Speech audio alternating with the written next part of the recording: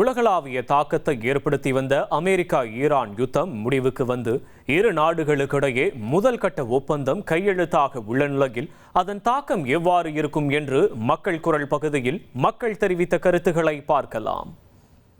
Iran நம்பி தான் நம்ம கச்சா எண்ணெய் வாங்குறோம். கச்சா எண்ணெய் நம்பி தான் நம்ம நாட்டில் எல்லா பொருட்களோட விலையும் இருக்குது. எல்லா பணவீக்கம்லேருந்து எல்லாமே அதை பொறுத்து தான் அமையுது. இப்போ அந்த போர் முடிஞ்சதுன்னா க்ரூட் ஆயில் கச்சா எண்ணெயோட விலை குறையும். நிறைய ஹோட்டல்கள் டவுன்லலாம் பார்த்துட்டீங்கன்னா சாதிட்டு போயிட்டாங்க. இது மட்டும் இல்லை, விவசாயத்துக்கு தேவையான அந்த இடுபொருள்கள் ரசாயன உரம் தயாரிக்கக்கூடிய மூலப்பொருள்களே அதில் தான் இருக்குங்கிறாங்க. அதனால் அதனுடைய விலையும் இப்போ உர விலையெல்லாம் கூடி போச்சு. அதெல்லாம் இனி குறைய ஒரு வாய்ப்புகள் இருக்கலாம். அது மாதிரி வண்டிக்கு இன்ஜின் ஆயில், பெட்ரோல் விலை இது எல்லாமே இனி குறையும்னு எதிர்பார்க்குறோம். பொருளாதார வீழ்ச்சி இனி கொஞ்சம் உயரும்.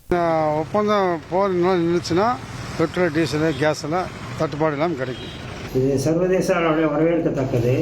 இந்த கேஸ் சிலிண்டர் பிரச்சனை இனிமேல் தாமதம் ஏற்படாது. உணவு கடையிலலாம் இந்த கேஸ் சிலிண்டர்னால நம்ம போகிற நேரத்துக்கு உணவு சரியாக கிடைக்காம இருந்தது. குறிப்பிட்ட நேரத்தில் உணவு கடையில் உணவு கிடைக்கும். வீட்டுக்கும் கேஸ் சிலிண்டர் சப்ளை பண்ணுறதுல காலதாமதம் ஆச்சு. இனி வீட்டுக்கும் சிலிண்டர் கிடைக்கும். நிறைய உணவகங்களே சாத்திட்டாங்க. கேட்டால் கேஸ் இல்லைன்னு சொல்லிட்டு இனி அவங்களுக்கெல்லாம் தங்குதடையின்றி கிடைக்க வாய்ப்பு இருக்குது. எங்கள் கடைகளுக்கு தேவையான ஜாமான்களே கிடைக்கல. சாதாரண ஒரு பிளேட்டோட ஸ்டாக்கில் வரல அப்படின்னு சொல்லி விலையை உயர்த்தி விட்டாங்க. இனி அது குறையிறதுக்கான வாய்ப்புகள் இருக்குது. இனி செல்லும் இடமெல்லாம் செய்தி. தந்தி டிவியின் வாட்ஸ்அப் சேனலை ஃபாலோ பண்ணினா செல்லருக்கும் இடமெல்லாம் செய்தி.